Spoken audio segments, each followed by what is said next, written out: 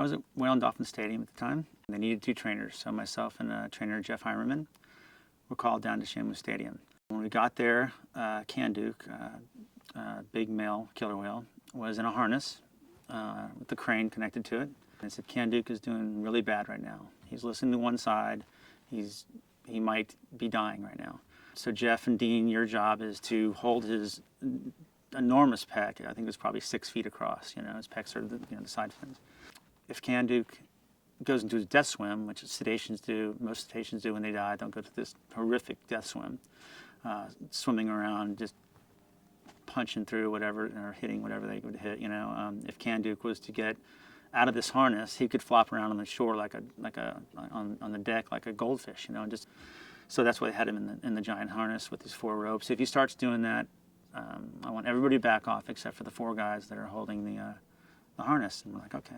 So Jeff and I are holding his pec, trying to keep him from listing to one side. What happens when they die is their eyes just turn beet red, and then the death swim starts, and that's what happened. His eyes, I looked into that eye, and it was went from black to red in just a second. I don't know the physiology behind it, but you saw that red in his eye, and then all of a sudden he went ballistic. Gallons and gallons of blood shot out of his mouth as he just torqued back and forth inside this harness that he was in, and he ended up just dying right there, just a violent death. Years later, it was found out that he died from encephalitis, which is a mosquito-borne disease that was going through Florida at the time.